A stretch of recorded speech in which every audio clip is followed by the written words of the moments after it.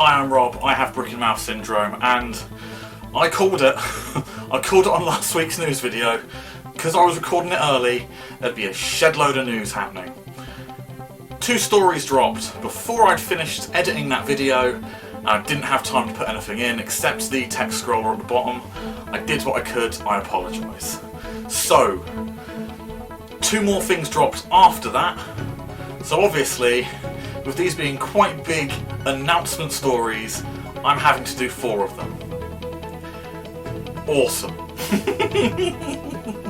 So I'm sorry that I'm going to be flooding your notifications box this week, but there's 4 big festival announcements that need to be talked about individually, otherwise it's not fair. So the first one, the biggest one, and today's story, you've read the title, HellFest. HellFest made their announcement, and it is quite possibly one of the greatest festival announcements you could have for a metal festival. It is absolutely blinding, and I'm really upset that it means a lot of these acts, while they'll be in the same sort of circles, a lot of them probably won't make it over here.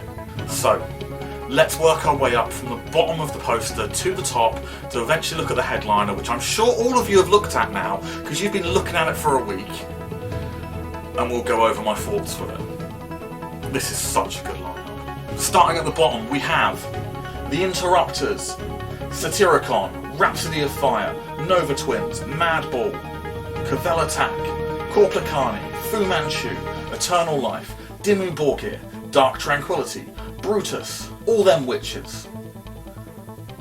Honestly, as an undercard, that alone is amazing. I'm quite surprised that Bruce Dickinson is considered part of this undercard, but that does mean some interesting stuff as we're going to go on later too. So now let's look at those big name bands that are part of this second row that would be the sub-headliners and the bigger bands that are drawing people in. We have Bad Omens, Royal Blood, Dropkick Murphys, Megadeth, Queens of the Stone Age, and The Offspring. Those are some really good ones. They're just great bands that deserve those slots, and they should be at that level. Some of these should have been at that level a while ago, and a couple of these are up and coming for it. Well, Royal Blood is and Bad Omens are. So it's good for them to see them getting pushed to that level already. So let's look at it. Who do they have as their first announced headliner? The Foo Fighters. It's what a lot of people have been wanting for over here for a long time. Well, especially outside of Reading and Leeds. It's just one band that they've never been able to get a download. It's wanted. It's so badly wanted. With everything that's gone on for that band in recent years, it's amazing for them to get this slot at quite possibly the biggest and best metal festival in Europe. Wacken's probably at that level, but it's more of a heavier crowd, which gets less attention really. It's still a damn good festival.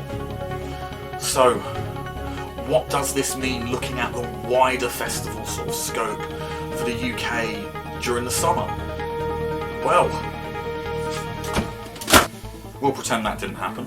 So, what does that mean looking at the grand scope of the whole festival scene for the coming summer? It means a lot of things. With the current rumours for Download Festival including a couple of these names as headliners, Queens of the Stone Age, there is a possibility that they will be over for that, and with the grand stage that HellFest is, it would mean that Queens could possibly headline Download. I'm still not convinced they're big enough to do it for Download, but we'll see on November 7th. It could also mean that the original leak that included Iron Maiden in the Download headliners could have meant that Bruce Dickinson was just going to be on the lineup. Who knows? We don't know, and time will only tell. The other interesting part is that we'd have acts like Baby Metal, The Offspring, already over here, and that's great. A couple of these acts have been announced for other festivals, and they have since done lineup reveals that include these. We're doing this in timeline order, so I'll talk about that when we get to those videos, including these bands. But there's a lot of interesting stuff. And there was one thing that came out about this a couple of days ago in my timeline. To get camping for the entire weekend for HellFest, you can't. It is not available anymore. This one announcement has sold out the entire festival. This one announcement has sold out the entire festival's full weekend camping. You simply cannot get full weekend camping for HellFest anymore. And that is one thing that is horrendously lacking with Download Festival.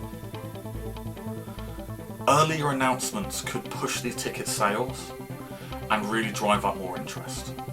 Because so far all we've had with speculation is it's putting people off of going next year.